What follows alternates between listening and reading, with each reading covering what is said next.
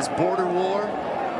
Fans called it Moonshine Throwdown. I think that's the best rivalry name, an unofficial name, but the best rivalry name I've come across. Yeah, unofficial that should become official soon enough. Embrace it. 5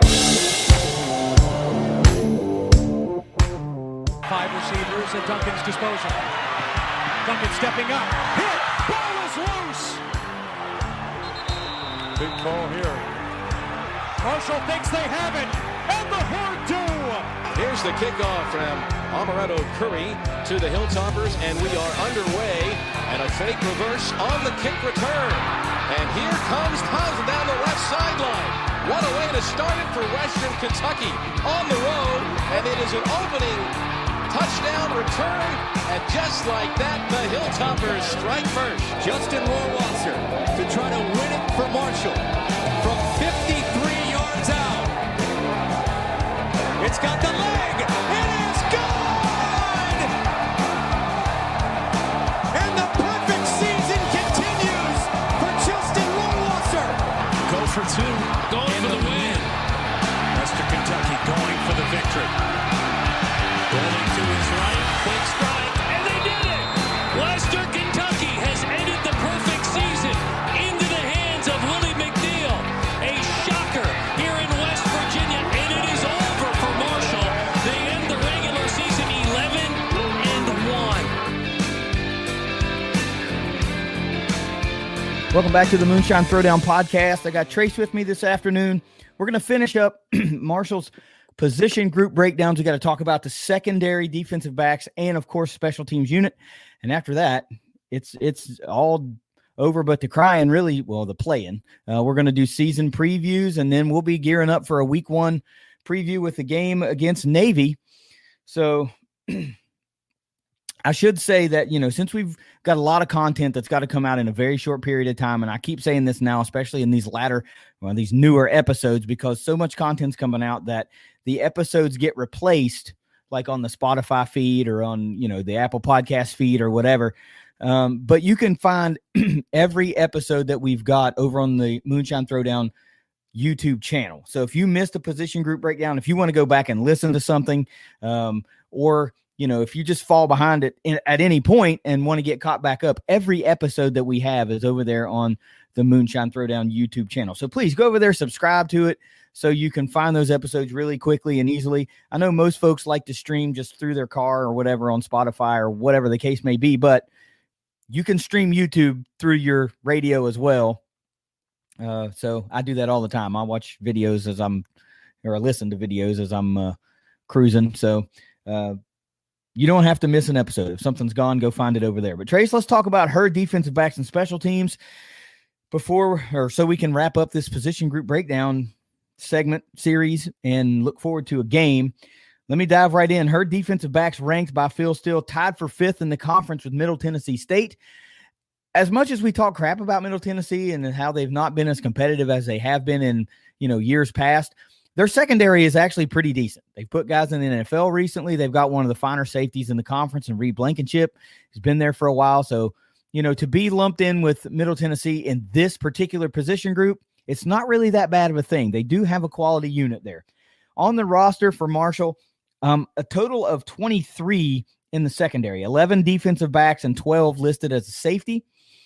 Portal out and portal in, a fair amount of action both ways, Trace. Portal out, Devin King leaving to go over to East Carolina. And I guess the biggest loss, of course, is the guy that was a starter last year and played a lot of ball for the Herd and made some plays for the Herd. And then that's Derek Pitts, one-time local standout at South Charleston High School, former West Virginia Mountaineer, comes over to play for the Herd, and now has moved on again to go down and play in Raleigh for NC State. Portal in, biggest get for the Herd in the offseason is Lee Anthony Williams, comes over from Clemson, 4-star recruit coming out of high school. And anytime you can get a player of that type of caliber that goes to a program like Clemson, it's got to be a good thing. And Corey McCoy, that's kind of got me tongue-tied there. Corey McCoy from McNeese State comes over as a highly touted player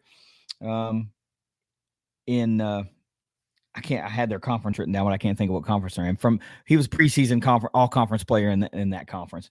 And then other losses on the roster that aren't portal related is, of course, defensive back Jaylen Mclean Sapp, another big contributor for the Herd. So Trace, a fair amount of turnover here. Now look, the Marshall does return most of its known entities, and the guys that rank, I guess you would say, amongst the conference's best at their positions are all returning. Guys that we'll talk about more in depth here in a minute, like Stephen Gilmore, Micah Abraham, Nazeeh Johnson, Brandon Drayton, just to name a few. And there are some guys that started making plays at the end of the season last year that are on the roster again that you expect to make that leap. But what do you think about the unit as we go in before we start talking about these individual players? Well, I think it's still a pretty solid unit on paper. I mean, like you said, they do return a lot of guys that have been around for a long time. I mean, Nazeeh Johnson, Brandon Drayton, those are names. Stephen Gilmore are all names that, Marshall fans have known for years now. I mean, they have a lot of experience. They have a lot of promise out of those guys and a lot of stuff that they've done over the years. I mean, they've been all conference caliber players.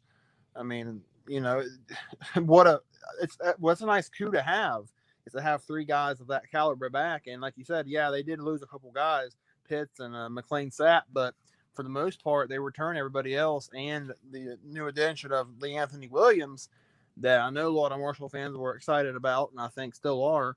Anytime you got to get a guy from Clemson that's that highly thought of, I mean, you would think it stands to reason that he could have a lot of success at Marshall, hopefully. But I think fifth in the conference might be a little bit low for this unit. And even in Phil Still's individual position group breakdown for defensive backs, he says they're more experienced and should move back up. So he thinks they're going to be better, but yet he only put them fifth. So they could easily be, top three or whatever in the conference, I think, at the end of the year. So it's a good unit. I think it's a definite strong point on the defense. You got a lot of experience and a lot of guys that have played a lot of football back there, so you can't really argue with that. So this is kind of the running theme with Marshall defense, again, is that they're going to boast another strong unit, which overall makes the defense as a whole pretty formidable. Yeah, some super major players are gone from a year ago. Devontae Beckett, Darius Hodge, guys like that. And you throw in guys like Derek Pitts, who did make plays, but, we also saw Pitts have some hiccups at times and where he would get, really costly penalties that happened in a really crucial point in the game that would just kind of put Marshall behind the eight ball during a drive or change the trajectory of some momentum or something like that. But overall, he was still a very, very impactful player for Marshall. Jaylen Mclean Sapp was the same way. You saw him get picked on a lot last year. But for the most part, he tried to rise to the occasion and play as best you can. It's just tough when you're out there on an island and somebody has decided on the coaching staff, the opposing coaching staff, that you're the guy they're going to target. And they're going to just keep going to that well as often as they can. So, for all the times he was picked on and targeted and plays were made, or designed to go in his direction, he rose to the occasion for the most part. And he's also another loss that, is from an experience standpoint, from a cohesion standpoint, those two in particular are big losses. But look, we can talk about the projected starters here, and guy that's going to lead the way, of course, is Stephen Gilmore. He's getting all the preseason pub for Marshall, first team All-Conference USA last year, first team All-Phil Steele preseason, number 21 draft eligible cornerback, according to Phil Steele in this year's magazine. So these are all big time type things. The 6'2", 169-pound junior, 39 tackles last year, 25 of those solo, 1.5 tackles for loss, 1.5 sacks, an interception, 2 forced fumbles, and 12 pass breakups. Look, these are great stats for a corner that is not known to sniff around the line of scrimmage. He's a cover corner. That's what he does. And we saw him make the leap finally. If you want to put his career on path with, not on path, but if you want to draw a comparison to a Herd defensive back in recent years, it's Chris Jackson, right? You throw him out there as a freshman, he struggles, he gets picked on a lot as a freshman, and then when you start to see that development, you start to see those early licks turn into positives as he becomes a better and better corner. And we really saw him, we talked about it last year in that Appalachian State recap. That's the moment in time where we saw him grow up. He was picked on, and then bam, a few plays later, he gets the big interception to close out that drive for Appalachian State, keep him out of the end zone. And that's the moment in time that we thought, okay, that's the corner. That's where Gilmore has turned the corner. And we saw him just continue to get better and better. Now being one of the premier cornerbacks in Conference USA, I mean, I don't think that's any stretch of the imagination to say that. Then you bring on a guy like Lee Anthony Williams, a 6'2", 185-pound redshirt senior coming over from Clemson. The stats don't blow you away, Trace, but, you know, having practiced against some of the best players in the country for 3 years is going to pay benefits when you talk about lining up against guys in Conference USA caliber players. Now, of course, we know there are studs all over the conference. Yes, there are. But you're going up against bona fide NFL draft picks in practice every day at Clemson. Every day. Yeah. So 22 tackles over 29 games in 3 years at Clemson. For whatever reason, you just couldn't break in there consistently. But we know that Clemson recruits and develops among the best in the country. So it's just tough to break in and stay consistently there when there's always another blue chipper right on your shoulder ready to take your spot or keeping you from being able to climb the depth chart. So now maybe we can see a guy like Williams come over to Huntington and really flourish. And then you talk about Micah Abraham as a potential projected starter, 6'2", 175-pound sophomore. The stats from last year aren't that amazing. 9 tackles, 6 solo, 1 forced fumble, and 1 pass breakup. But if you go back to 2019, really a better year for Micah. It's 36 tackles, an interception, and a touchdown. He had that pick 6 in the bowl game against UCF, 75-yarder. Then a couple of safeties, Trace. Of course, Nazi Johnson, you mentioned, the local kid from Martinsburg, walk-on. You know, I mean, now he's a full scholarship player, but he started his career as a walk-on. Burst on the scene for us way back in 2017 in the 2017 Moonshine Throwdown, which was also 75 week, where Nazi Johnson gets the pick 6 on Mike White and takes to the house. All of a sudden, we're like, hey, who's this guy? And he's just gotten better and better and better and better. And this is where the COVID year plays a benefit for Marshall. And he goes to come back and own his game and play for the Herd one more year. And by golly, we're happy to have him because he's a great 9-pound redshirt senior, 59 tackles, 29 of those solo, 1 forced fumble, 1 fumble recovery, the big fumble recovery against Appalachian State in the end zone with Drayton's peanut punch, 2 interceptions, 2 pass breakups for Johnson. And then Brandon Drayton rounding out what we think will be 6'3", 195-pound redshirt senior. Excellent. 4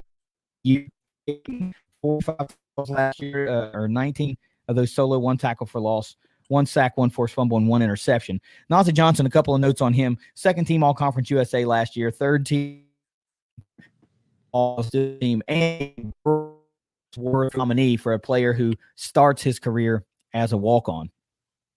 Pretty high praise for Nazi Johnson. Trace, what about these guys in particular do you think that's going to really be a strength, an anchor, if you will, for this Herd defense? Yeah, there's no doubt that the guys you just mentioned right there, big keys to this team this year. And, I mean, getting a guy like Nazi Johnson back in a year where he didn't have to come back, I mean, just let's be real, he didn't have to come back at all. And he's back, and, I mean, could be, you know, his best year so far. Could be his best year to date, easily. And he just, like you said, ever since 2017, when he first started breaking onto the scene there, every year after that, it seems like he just keeps getting better and better.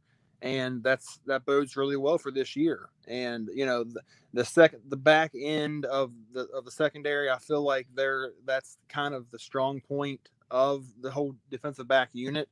And I think it's been the case for a couple of years now. I feel like they've been stronger, you know, with the safeties, but that's not to undersell. The corners have started stepping up. I mean, like you said, Stephen Gilmore, you know, I mean, guy got picked on a lot at times, you know, even a couple of years ago, he got picked on some. Last year against App State, he's getting picked on, and he flipped that script really quickly. Yep. And, you know, turned into a totally different player from that point on. And I'm excited to see what he can do now. You know, now it seems like everybody knows who he is within the Conference USA, you know, community, if you want to call it that. And, you know, it seems like he's really getting ready to break out into a big time player. And that's a really good sign for the Herd's defense. But the back end here, especially the safeties, I really think they're going to really lead the whole charge on the defense, at least for the secondary. I mean, it's hard to say that what unit. I mean, defensive line and linebackers, I think we both think will be good, but the safeties, I mean, when you got guys like Drayton and Nazeeh Johnson back there, you can't argue with that, because that's a 1-2 punch that's pretty hard to top in Conference USA, in my opinion. So. Yeah, how is it that Marshall has had these sneaky good safeties for a long time? And, it's been a real strength of the Herd defense for a number of years. And, I mean, really throughout Doc Holliday's tenure, it's something that he's always been able to put on the field, has been play-making safeties, and a multitude of them, not just one guy every 4 years. It's like 2 guys, 3 guys every year. And what that does is really allow those corners to focus on playing coverage, which – that's what you want, right? I mean, you want your safeties to be able to, pick up a little pass coverage relief, but also play close around the line and come up and stop the run. And you think back to a few years ago, you get a guy like Malik Gant, and he just made massive hay in that kind of game type deal. And now, look, it cannot go understated that Brandon Drayton had a fabulous year last year. In what I'm going to continue to call a great bounce back year. He dealt with some serious adversity from a couple of years ago and bounced back in a big way. And it's really nice to have him back on the team again and hopefully round out what has been a pretty successful career at Marshall. If Johnson and Drayton have career years together, the sky's the limit really for this secondary. Some guys that we're going to talk about now that, started making some plays last year, and we'll see them probably have an increased role in the secondary. Guys like Joshua Bowers, a 6'2", 182-pound junior, 22 tackles last year, 12 of those solo and a fumble recovery. But he had some moments in games that showed some real promise. I remember a couple of games in particular where his name was just being called and he was in on plays a lot. And I thought, okay, good. Another guy that can vie for some snaps and playing time next year. And from a safety spot, I mentioned Corey McCoy, the transfer from McNeese. Get this on the stat line. Tackles wise, it doesn't blow you away, but man, these pass breakups. 6'2", 182-pound redshirt senior, by the way. 34 tackles last year in 7 games with McNeese. Get this, 18 pass breakups in 7 games. Amongst the national leaders in the FCS in that category. So a guy that has a real knack for doing that is a welcome addition to the Herd secondary for sure. And then after that, Trace, you got Naquan Reynolds, who's played quite a bit, 6'2", 192-pound redshirt junior, 16 tackles last year, 10 solo and a pass breakup for the Herd. But look, it's a real youth movement after that. After those last 3 guys, Bowers, McCoy, Reynolds, it starts turning into a redshirt freshman type party. And you really just don't know what you have with that. But a lot of these guys got size. I mean, you think of a DB most of the time as being that 5'9", 5'10" type dude, but Marshall's safeties and DBs, at least in the freshman ranks, I mean, listen, 6'2", 6'2", 6'4", 6'3", 6'2", 6'2", 6'2", 6'3". That's all DBs and safeties, and they're all freshmen or redshirt freshmen. Guys like, I love this, man, Charles Bell, the 6th. Talk about a lineage of name. Dude, I'm the 3rd, and I didn't even name my kid the 4th, and Charles Bell is the 6th. I love it. I love the lineage. Some guys that, coming over from JUCO, a junior, Keelan Roach. I'm not sure exactly how you pronounce that, but highly touted guys. Chancellor Bright, 6'4", 169 pounds. Goodness gracious. These are corners. And then another player coming over from Frederick Douglass High School in Lexington, Sadiq McNeil, 6'3", 190-pound freshman. That's 2 guys from Frederick Douglass for Marshall. And again, I got to bring that up. This is a huge tie for the Moonshine Throwdown and what we do with Western and Marshall. Head coach there again, former Herd offensive lineman Nate McPeak. Quarterback coach there, former Herd quarterback Jimmy Skinner. And then one of the assistant coaches on the other side of the ball is Dante Key, Devin Key's dad. So, this is just a nice, I like this pipeline from Frederick Douglass to Marshall and Western Kentucky, because I like having the familiarity with those coaches. And of course, some safeties. We're talking about freshmen and redshirt freshmen, JoJo Evans, Jeremy Smith, a couple of redshirt freshmen from the safety position. We'll see how they crack in. And then a couple of local kids that Marshall was able to get that also were on the roster at safety. Kerryon Martin, 6'2", 213-pound freshman from Capitol High School down in Charleston, and Zane Porter, 6'3", 200-pound freshman from Spring Valley, another Huntington local kid. So Trace, lots and lots of freshmen here. We'll see how it all goes, and how the unit all lines out. But look, who are you most excited to see from this unit in 2021? Oh gosh, that's tough. I mean, especially when you're looking at both the corners and the safeties, it's kind of hard to say. But me personally, I think I'm going to go with Brandon Drayton, just because I feel like the guy has been. I feel like he's made timely plays more than probably anybody on the defense over the last few years. It just seems like he always comes up with a really timely play. I mean, of course, none will probably top what he did last year with App State. but well, who knows? He might top it. But it just seems like the guy just has a knack for stuff like that. And he quietly, and sometimes not so quietly, really impresses out there. Yeah. And I think it's a really big deal that, he's back for the herd this year. Hopefully, going to play and start. Play or start, whichever, from start to finish this year. That would be big. So I'm probably most excited to see Brandon Drayton. But, I mean, there's so many guys that I could say that for on this unit. So it's not even, it's not a knock on anybody. But I would probably say Drayton.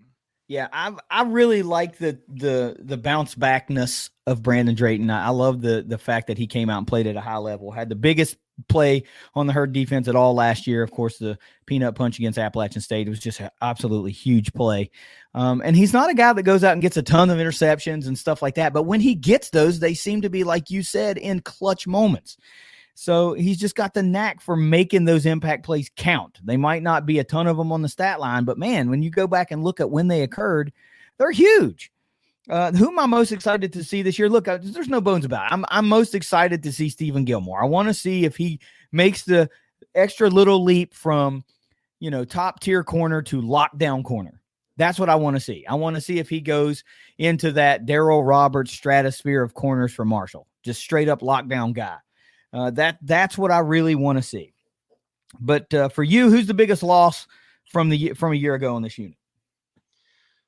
Yeah, I think it's probably Drake Pitts. I mean, it could be Jaylen McClean, Sapp, just as easily. But I feel like Pitts was probably a little more impactful player last year, and McClean, Sapp kind of had a little up and down career as far as playing time and that sort of thing, and injuries and whatever. But I feel like it's Drake Pitts. I mean, Pitts he was a good player last year. Yeah, had some boneheaded penalties from time to time, and I think that he had one in that conference title game, and wasn't good. But I mean, for the most part, though, he was a really good player last year, and I know a lot of guys. There's a lot of hype around him last year, and he lived up to a lot of that hype. I mean, he's a good player, and I would have liked to have seen how he turned out this year, but it just didn't work out, for 2021. But I think he's the biggest loss. But if you want to, I mean, it's splitting hairs. I mean, you could go with either one of them, but I'll probably say just Drake Pitts, though. Yeah, I'm with you. I think it's Drake Pitts as well. And, he gets the knock for getting some of those penalties that, like you use the term bonehead penalties. But, if those plays are made, but the call isn't made, then then you say to yourself, wow, he's a really hard-nosed player. That's the kind of guy you want back there. So just unfortunately, some of the plays that he did make were flagged. But had they not been flagged, you'd have been like, man, this is who you want. But still, he's the biggest loss from the unit from a year ago, hands down. Who you think is going to be the breakout player this year? This is tough for me. We know what we have in Gilmore. We know Najee Johnson is a solid player. We know Brandon Drayton is a solid player. We've seen some other guys play. Who's going to be the breakout player this year, you think? Yeah, I mean, I'm looking at the roster, the depth chart here, and there's 3 or 4 guys that I feel like easily could end up in this, win this award, so to speak. I feel like there's 3 or 4 guys that could fill the role, but I'm going to go with Anthony Williams from Clemson just because, when you have that much pedigree and that much hype around you, and you're viewed that highly, you're gonna break through eventually. It just seems like where if it's meant to be, it's meant to be. Whether it's at Clemson or whether it's at Marshall, something's gonna turn out good for you if you're that good of a player and that highly thought of. And he was highly thought of enough for Clemson to want him, so he must be pretty daggone good. So, I mean, it's just hard to argue with that. I mean, I think into a Conference USA landscape, the guy could really show out a lot more. I mean, because there's 10 of him on Clemson. There's there's no shortage of guys like that on Clemson. That's all they have. So, but at Marshall, a guy of that caliber, it's more rare. So I think that, I mean, I'm not going to make any wild predictions that he's going to have like 100 tackles or 10 interceptions or anything, but like I could see him definitely having a breakout year that he hasn't had yet at Clemson. So of course, yeah, you talk about 22 tackles over 29 games in 3 years. The stats just, they're not there, but he's going to have the opportunity to break out. That's for sure, because, most of these opposing offenses know what Stephen Gilmore is capable of. So depending on which safety is also lined up on the side with, Gilmore, are you going to throw to the Gilmore-Drayton combo or the Gilmore-Najee Johnson combo? Or are you going to throw to the guy that you don't know necessarily may or may not make the play? And will it be the Williams-Johnson or Williams-Drayton side of the field? He's got the best chance to break out because he's penciled in as a starter by Phil Steele. And you got to think that right off the bat, not everybody's going to challenge Stephen Gilmore out of the gate. You're going to see what the other guys got. So he's got the best chance to break out. I like the pick, and that's my reasoning behind it as well. I give me Lee Anthony Williams as a breakout player as well. Who's the MVP at the end of the day when it's all said and done? Well, I think it'll be one of the big three that we keep mentioning, Gilmore, Drayton, or Johnson. But I think last year I went with Johnson. So this year I think I'm going with Gilmore this year. I feel like he's going to be the guy that's, like you said, maybe breaking into that Darryl Roberts type of mold, or even Chris Jackson for that matter. I mean, people want to say whatever they want to say about Chris Jackson, but I mean, the guy's in the NFL now, and he played for 4 years, and he was, all conference, whatever. So he did enough things right at the end of the day, and I think Gilmore can at least be on that level. Hopefully Darryl Roberts, that would be great because they haven't had a guy like that since him. And, that would be really good to see. And I mean, he was first team all conference last year. And, he had a year that a lot of people would probably say he was a little up and down. And like, he still was first team. Like at times he was up and down last year. I mean, heck, Appalachian State, he was up, down, and up and down again. So, I think he's going to have a really good year. I think it's going to be definitely his best year so far, barring any, crazy injuries or whatever, but you can't ever predict that. But I think Gilmore's going to be the guy this year that he's going to live up to the hype. I like the pick. I wonder, will the stat line be so impressive just for the simple fact that the times he's targeted may be limited? Because, football's all about mismatches, right? So if you feel that you don't have a good enough mismatch when your guy lines up against Stephen Gilmore, you're even going to throw that way a lot. Now, yeah, he's going to get challenged from time to time, and he's going to be challenged in every single game. But consistently, I don't know that, there's going to be enough chances thrown his way, because teams will want to try an easier path. I got the feeling that Najee Johnson is going to be the MVP this year.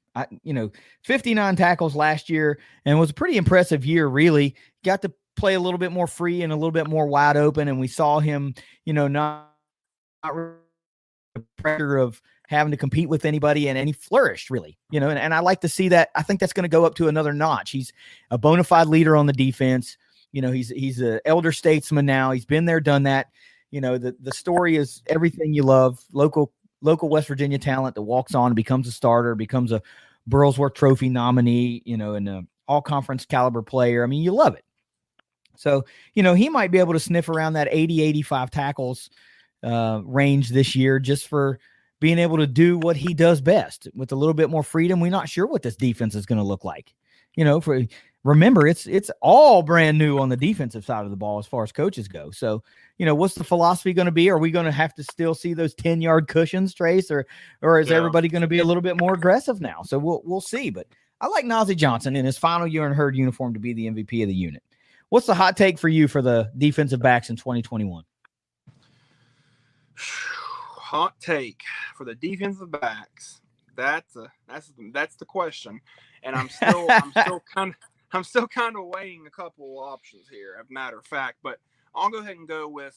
I think that I'm not going to say one. I think most years I usually say like one player might lead the conference in interceptions or something. Usually it's like, one of the major players out there I'll usually predict will lead the conference in picks or something. But this year I'm going to go a slightly different route than that. I'm going to say as an overall unit, they're going to lead the conference in interceptions. Okay. So like we're talking like, it could be 10 guys accumulating, I don't know, I'm not going to put a number on it, but 20 or more interceptions or something crazy. I don't know. Something like that. I think as the overall unit, I think they're going to be really, really good. And I think they're going to be around the ball, flying around, locking people down. Hopefully that's what we see. And hopefully that leads to more picks and more opportunities for the offense. So I think as a unit, they're going to lead Conference USA in interceptions. Well, that is going to be a very, very tall task. And here's the reason I say that. Marshall had a grand total of 5 interceptions last year as a team.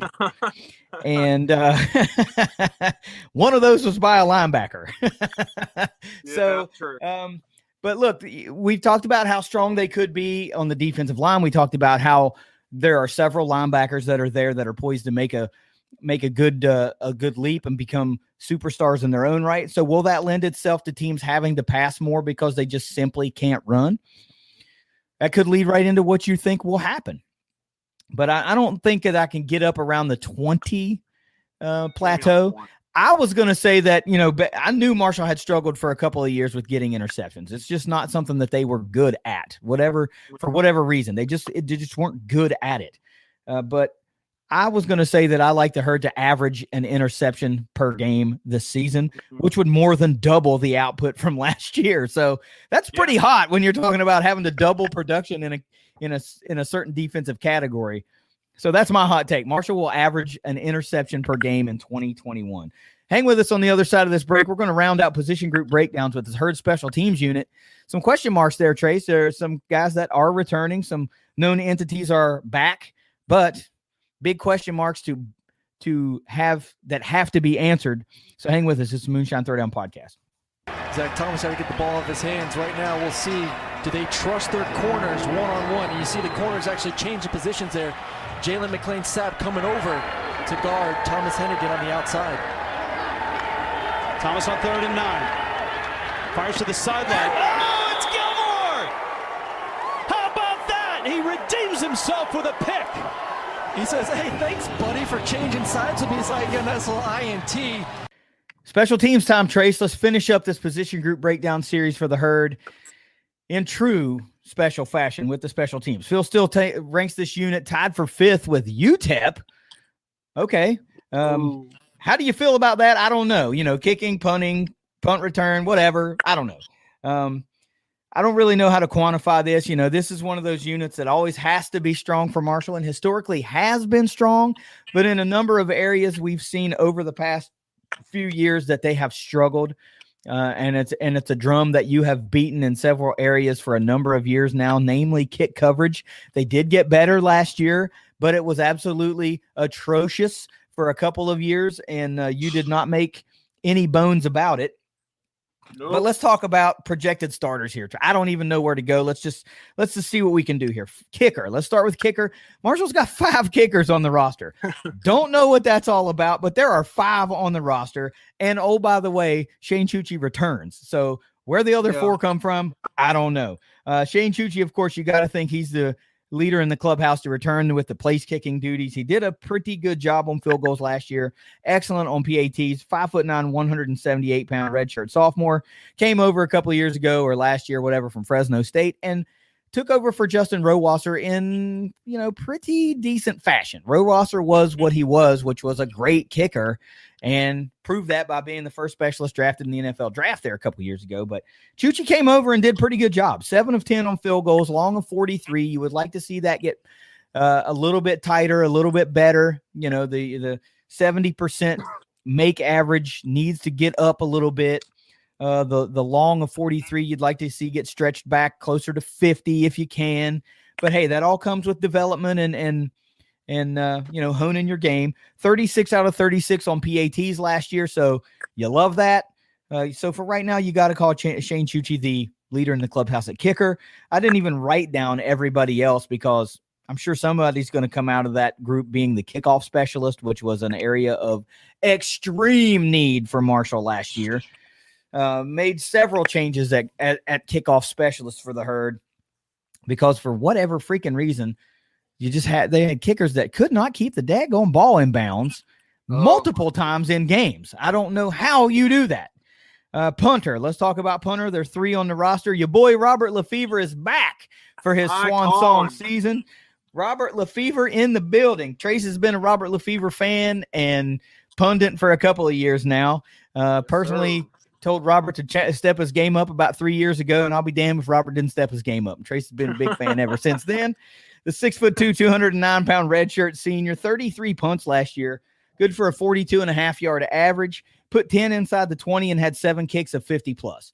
Lefevre's a pretty good punter. He's a serviceable punter. He's not going to blow you away. You know, for folks that follow this rivalry, he's not John Haggerty. Western Kentucky's punter is phenomenal, and he has all the makings to be an NFL punter. But Robert Lefevre in his own right is a good, solid weapon to have. He will kick consistently for you. He's not a shankopotamus for the most, you know, in most cases. If you need a kick in a clutch situation, you can count on getting a 40, 45-yard kick. And that's just a nice thing to have in your hip pocket. A local kid that we're going to talk about that comes over in this class is John Mcconnell from, I think it's Morgantown High School, 6'3", 178-pound true freshman. He came out as the number 5 punter in the country, you know, from like Coles Kicking or whatever, you know, the kicking. So they don't do the kickers like on 27 Sports and all that kind of stuff like they do, you know, like a quarterback, for example. So you'll see a lot of 5-star kickers and 4-star kickers, but it's its own animal. He does have kickoff specialist experience, and you know he's also been a kicker. Of course, in high school you're probably doing double duty, but highly touted guy. Nice get for the herd. He could be, you know, your kicker / punter of the future. Very powerful leg, nice build with the 6'3", 178. A couple of years in the strength program, and you'll see that probably push up over the 200-pound mark. And you know, just nice weapon. Kickoff specialist, Trace. I'm gonna let you speak your piece on that, because I don't know who it's going to be. The guy that did it last year, Cameron, I think it was Cameron Shirky. He's not on the roster. So this is a wide open position for me. I don't know who it's going to be. No clue. So we know it was a woeful area last year that put Marshall behind the 8 ball a couple of times, and it was a legit bona fide area of need. So do you want to speak on kickoff specialists for a second before I move on? Well, let's just try to find somebody that can keep the ball in bounds, boys. That's really all we need. I mean, that's really all the unit needs, is just somebody to keep it within play. I mean, yeah, that's as simple as it is, because you said they put him in behind the 8 ball a couple of times. They put him in the 8 ball behind the 8 ball a couple of times per quarter for most of those games. I mean, it was horrible. So there's no physical way it can get any worse than what it was. Challenge accepted. Hold my beer, right? Oh my Lord, you just did it now. I'm knocking on wood. No, I mean, if they can just find a guy to just keep it in bounds, that's a start. I mean, you're going to need somebody with some distance too. I mean, they've had success with kickoff guys in the past. I mean, in recent years, they've had a lot of success with guys like that. But like last year, it just didn't work, didn't happen. So if they can just get a guy to keep it in bounds, you know, maybe kick it within the 10 a couple times, they'll be in pretty good shape. So. Well, I mean, with the new kickoff rules, I mean, it doesn't really matter that, you know, the leverage is there for the return team to just call the fair catch and get the ball anyway. It doesn't matter per se. It seems to me now like the end zone is kind of extended forward, say 5 or 7 yards, because really, if you field a kick and it's around the 5-yard line, you're probably just going to fair catch it, right? I mean, so really a touchback for all intents and purposes is from the end zone up to the 5 or 7 yard line most of the time. So if you could just do that, just keep it in the field of play, more often than not, you're probably going to get a de facto touchback. So somebody on the roster's got to be able to do it, daggone. And I know we're laughing about that and trying to make light of the subject a little bit just because it's kind of funny, but geez, what an area to have to improve upon is keeping a ball in 52 yards of width. Like, it made no sense because, like, okay, they just kept trying to have the guy squib it every time. And it's just like the balls are going to roll out of bounds when it's rolling on the ground for the whole time. I mean, how stupid was that? Like all you had to do is kick it high and like have your coverage guys run down and make the guy call fair catch. You didn't have to squib it every time. So I mean that's as much on coaching as it is the kicking. But of course, new special teams coach in town. We'll see what the philosophy is behind that. But yeah, huge area of need. Oh. Wild to think that this may be the single most largest area of need for Marshall on the entire football team was a consistent kickoff specialist. Punt returner Talik Keaton returns, third team all Phil Steele preseason Conference USA last year, first team all Conference USA as a punt returner for the last couple of years. Production on the punt returns was down last year, kind of in a big way for Talik. 14 returns last year for only 95 yards, and one of those went for 20. So that's 13 more returns for 75 yards from 2 years ago when that average was up around 13 yards, per with one that he took to the house. He's still a dangerous weapon to have doing that. What I wonder is with his increased role as a wide receiver and the need for him to step up, is that position going to be filled with someone else now? Yeah. It might be something to keep an eye on. These kick return, punt return positions are always areas where young guys can seem to bust in and get some gameplay and make a name for themselves. So there's some speedsters on the field that we haven't talked about or that we don't really know much about. These young freshmen, redshirt freshmen, sophomores that are trying to raise the eyebrows of some coaches. Maybe this is where they get to do it. But for now, we got to say Talik Keaton is the guy since he's been the guy and he's still on the roster. And he's a first-team all-conference punt returner. Kick returning duties with Sheldon Evans and kind of whoever else. With Sheldon Evans being penciled in basically as RB1, I don't think that will be his duty again. Of course, I could be wrong, but I don't know if that's the angle you want to go. Trace, do you have any kind of ideas of who you kind of like personally to maybe get a shot in these areas of return men that we're talking about? Some guys that you think, yeah, this guy kind of looks like he might be the guy or could be a good fit there. Yeah, I mean, that's an interesting little dilemma because Sheldon Evans has been the kick returner for a couple solid years now. I mean, he's been good at that for a couple years, but now if he's the assumed RB1, you wouldn't necessarily think to have him out there as much, but I mean, I feel like guys like Rasheen Ali would be good to put back there. I mean, I think he even was back there, if I'm not mistaken, a time or two last year. Lawrence Papillon, any of those types of running backs, or some even receiver. And heck, you could even possibly put Talik Keaton back there if you wanted to. What would it? It wouldn't hurt to try it just to see if he could do it because we know he's more than capable of returning punts. So it's kind of just like a trial and error, play it by ear type of position every single year, game in and game out anyways. So I think it'll be fine. And they could still have Sheldon Evans back there. I mean, even if it's not as often as it has been, they could still have him back there. But there's 2 or 3 running backs they could put back there. There's at least a couple receivers that they could put back there. So I don't think that position is going to be an issue at all. No, I don't feel like it'll be an issue. I worry about the risk reward of an injury versus a guy that you're going to count on to be a contributor at a different position now. For all of its worth, Talik Keaton wasn't going to be asked to be a major contributor as a wide receiver last year because of other guys that were on the roster. Well, now that's changed, and he's going to be asked to be a more reliable wide receiver. So that's probably going to take precedence over returning punts. Now, yeah, he could do it. I mean, because it's only a handful of times per game, but do you want to run that risk? That's up to the coaches. That's what they get paid to do. As far as kick returners go, same thing with Sheldon Evans. He's going to be asked to carry the load to a certain extent from a running back position this year. And, I don't know if you want to necessarily put him out there. A lot of things can go wrong real quick on a kick return, so we've seen guys get laid out and dinged up and twisted around and bent up, in the past. And you don't want to see that happen to somebody that you may have to count on in a big way. So here, I'm going to give you 2 names that I have absolutely no idea if they will be kick returners or not, but they're guys that we talked about as freshmen that could raise some eyebrows. And I'm thinking, okay, is this maybe where they get their opportunity to earn more reps with the offense?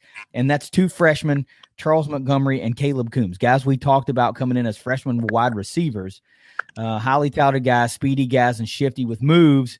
Sounds like a pretty good recipe for an opportunity to break in and show what you can do on the field in a game speed action without having to run routes right out of the gate. But this could be a number of guys. One thing you mentioned running back Lawrence Papillon. I saw on Twitter the other day that he tweeted about being injured or something like it. Alluded to the fact that he's had a setback and he's going to set up for a comeback type thing. So if Papillon's indeed injured or whatever the case may be, I hope that it's a speedy recovery for him and we get to see him back on the field sooner rather than later, but just something to keep an eye on if in fact he won't be lining up for the herd for at least a couple of games or maybe this season. That's another void from kick return experience that was there. So Trace, who are you most excited to see from the special teams unit in 2021? Well, we only really know two for sure. Well, three, I guess. Three for sure, locks at certain positions between Lefevre. And you feel like Chucci's a lock for kicker, and then Talik Keaton at punt return, you feel like that's a lock too. But I'd probably say I'm most excited to see. Good Lord, that's tough. Probably, I don't know. Let's just say Shane Chucci, because he had a pretty good year last year, and I know at this point everybody knows at this point what we're getting from Robert Lefevre, and he's, like you said, just a consistent guy over the last 2 or 3 years. He is what he is. We know what we're going to get. Now, not saying he can't have a better year, but Chucci last year, he was 7 of 10 on field goals, and they really didn't let him kick beyond 40. I mean, really. Like pretty much all his field goals were pretty short, and I think one game last year it was like mid 40 yards or something. He left it short or something like that. I can't remember which game it was. So like that's one thing I want to see. I'm excited to see if he can improve on the leg strength any, or if they'll let him gamble with some more of those kicks of that length. I mean, if he doesn't have it, he doesn't have it. But if he can improve, I mean, heck, we've seen Justin Rohrwasser improve a lot a couple of years ago. Yeah. And I'm not saying he's going to make that kind of a leap, but we've seen it done before. So I'd like to see what he can do this year with another year under his belt as the starting kicker. So I'll say Shane Chucci there. Yeah, I mean that's a solid pick, but you'd like, for a lot of the reasons you just said, you want to see. If they allow him to, if they take a gamble, and a team like North Carolina Central coming in for the opener, you get in a situation where you've got a 45-yarder. That's the perfect opportunity to say, all right, let's see if Chucci's got the leg, right? Because that's probably a game that you're going to win, that you're going to not have too much trouble, even though they played a pretty good game against Alcorn State in a game they weren't expected to win, and they won. But still, the Herd should have no problem with that. It's a home opener at Jones C. Edwards Stadium and all that goes into that. And, if an opportunity presents itself for the coaching staff to give Chucci an opportunity at a long kick, you probably take it then, because you don't want to try that in, late November or whatever when FAU and the game's on the line. You don't want that to be the first opportunity that he has to make a clutch kick. So leg early, so you'll know what you got moving forward. Not a bad pick. I guess by default, I'm most excited to see him too. And as a 1B, dude, I'm pretty excited to see who they trot out there at kickoff specialist, because I want to see if that problem gets alleviated in a big way. Who's the biggest loss from the unit from a year ago? I mean, most of the guys are back. I was going to say, is there even a loss from the unit? I mean, whoever the kickoff specialist was, I mean, I don't know. I mean, Cherky. I mean, sure. Is that, and like, I mean, I could say something, but I'm not even going to say it. So I guess by default, he's the biggest loss. But, I guess so. Moving on. Who's the breakout player in 2021? Well, breakout player. Now that one's a whole different can of worms there, because I feel like there's a lot of guys that could really break out in this unit just because there's so much as far as this, the kick return and even the punt return to an extent. We got some question marks, especially with kick return. So any of those guys could be breakouts. And I don't really think it'll be Lefevre, just because I think he kind of is what he is. I mean, he could break out, but he might just be, stuck being just the consistent guy that is going to give you what he gives you every year. And it's relatively the same thing. I mean, he could break out, but I'm going to go with Chucci again for the breakout, just because, 7 to 10, not very long as far as the the distance on the kicks. I think this year he'll break out. It'll be better than that. I think only attempting 10 kicks isn't really that much either. So I'd like to see, if they give him enough opportunities, maybe he'll try 15 or more field goals this year. Maybe he'll connect on a higher percentage. Maybe he'll make a couple kicks that are longer. I think his long last year was 43. Yeah. 43. So I'd like to see, like 45 or more would be nice. So if he could do anything, even if it's just, kind of minimal stuff in all, by most accounts, I still think that would be considered a breakout year. So I'm going to roll with Chucci again there. Yeah, it seemed like it was a minimal ask of him last year. 10 field goal attempts. That seems like anybody over the course of a season, if you stay healthy, is going to get 10 opportunities to kick a field goal. But yeah, we'll see. This all plays into the philosophy of the offense and if they can score a lot more and if they're able to move the ball more consistently and all that stuff. So yeah, if Chucci can get 20, 25 field goal attempts, I mean, that's a lot. So if you can double the opportunities to get a field goal, and then if you're able to drive that percentage of made field goals up closer to 85, 90, so all of a sudden you're talking about 17, 18 out of 20. That's a pretty big breakout.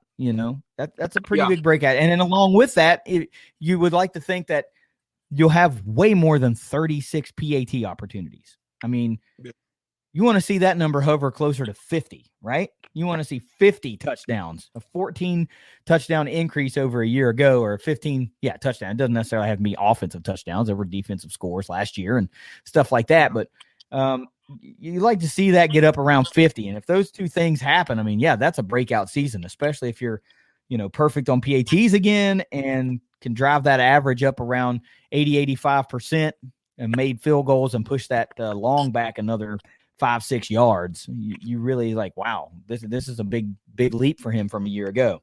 Who do you think will be the MVP when it's all said and done? Robert Lefevre, MVP. He is the MVP, and he's he is really the only true consistent, season in and season out, consistent player that the special teams units had in like the last 2 or 3 years. Like, he's it. Everybody else, there's been a lot of turnover with certain players going and graduating and things like that, and we just haven't necessarily seen a lot of stability at a lot of positions within the special teams. But Robert Lefevre's been the guy since 2018. He's been, a good punter, so can't really go wrong there. And even as I think it even said on here that his net punting it improved last year at 38.6 yards per punt, which is starting to really trend in the right direction. I mean, I think the last really amazing or great season that they had as a punter was Corey Vedvik in 2017. That was a phenomenal year for Marshall punting. And if he can get anywhere close to that, then he's easily the MVP. I mean, 38.6 yards a punt, and however many he downed inside the 20, that's a pretty good job. But if he could get anywhere close to that, definitely MVP. And I think he could possibly get that close. Yeah, what I don't like about having the inside the 20 as a stat is you have to be in a certain area of the field in order for you to land a punt inside the 20. I mean, what if you have so many drives that just stall inside your own 10 or 15 yard line? So you have all these extra punts that are just way out of the realm of possibility of putting it inside the 20. But yeah, I think he's been a consistent weapon for a number of years, and there's no reason to think that he won't be the MVP when it's all said and done. A consistent punter for Marshall has been a big weapon in years past, and it's been something they've relied on a lot to be able to flip the field, to be able to pin the defense deep, or I'm sorry, the opposing offense deep. And if you've got a Lefevre, then the only cure is better punting, and that's what you got there. That's what you got in Huntington. So yeah, good pick. Hot take for the unit, Trace. Oh my gosh, I don't know if I can. I don't really know if I have one for this unit. No way, man. Yes, I do. The hot take for the unit is whatever number of kickoffs out of bounds they had last year, it'll be less than half of that this year. That is my hot take. They will dramatically improve on kickoffs out of bounds. You can write it down right now. Take it to the bank. Take it to the bank. Yeah. Well, that's not quite the area I thought you were going to say. I thought you were going to give me something like, for the first time in God knows how long, Marshall will have a kick return and a punt return for a touchdown in the season or something like that. But oh man, that'd be better. That'd be better. He said, right now I'll settle for consistent kickoffs. That's all I want in life, right there. That's all. All right. Well, that's a great place to end it. So, Trace, what do you got for final thoughts as we close out finally position group breakdown series for the herd and get to look forward to season predictions coming up soon and a week 1 preview with Navy this season is here. What do you got? Final thoughts? Oh yeah, it is such an exciting time right now. We're like a week away, within a week away from Marshall football kicking off. I mean, new era. After going through all of these position groups, you realize Marshall's in a pretty good spot. I feel like, even with a new head coach and new system in place and, just new everything surrounding the program, they're in a good shape to potentially, go back to competing for a championship again. I mean, you can't ask for more than that in year 1 of a new head coach making his first, stop as a head coach in college. So you can't ask for much more. He's got a good squad around him. He's got, I think, a really good coaching staff he's assembled. And, they're kicking it off the right way here. I mean, he's really doing things the right way, really impressing in the recruiting game, reaching out to the community, just being just a much more personable, kind of charismatic type of a coach. He's really appeasing the fan base. And, I think the players have bought in, it seems like. I think that will translate to good things for the herd. I mean, we'll get more into it with the season predictions and week 1 predictions and, previews and everything. But I think that I think this is a good thing that they finally moved into a direction of something different. I mean, they haven't done that in so long. And I think that that's what has to happen, or else you're going to get left behind. And in the landscape of college football right now, where everything's changing, I think you have to adapt and change yourself. And I think Marshall's finally done that. And I think Charles Huff's going to be phenomenal. I think he's going to be phenomenal. I'm not going to predict right yet what year 1 will be. We're still getting to that, but I think they're in good shape. And I think that they're a team that you're going to have to pay a lot of attention to right off the bat.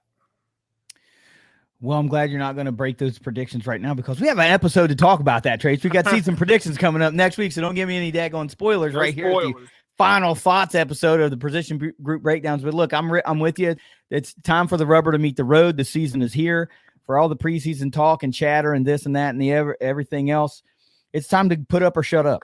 And if you'll think back to when we had Tom Bragg on the episode back in the spring, he said that, I'm going to paraphrase here because I don't exactly remember the words, but he said that Charles Huff is doing everything right now. And that was back then, as far as being in the community, we'll talk, and embracing everything, getting everybody energized and excited. And what that does is allow him some leeway if things don't go absolutely according to plan when the season starts. Well, the season has now, it's less than a week away before it kicks off. So how much of that goodwill and good faith will be extended if Marshall happens to, lay an egg for the first couple of games? That would be horrible. We're going to talk about Navy coming up later this week.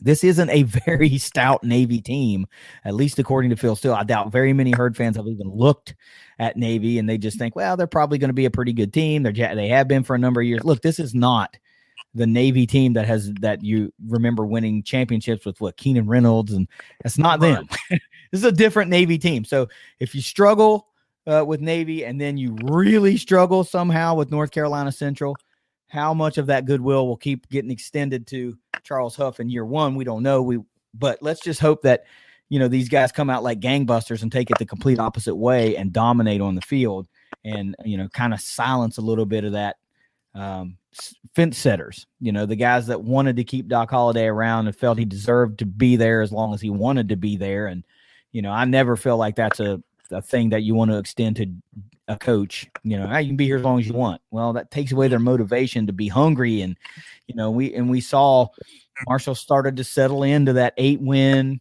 bowl game, second, third in the East type thing, and that's just not good enough.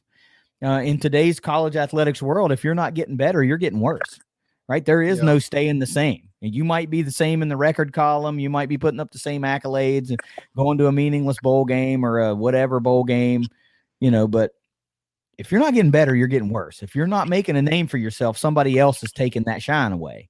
So it was just time, and now we'll see. So let's get out of here this week, and then we're going to come back in a couple of days and do these season predictions. Take us out. Go Herds. Go Tops. It's a Moonshine Throwdown podcast. Later.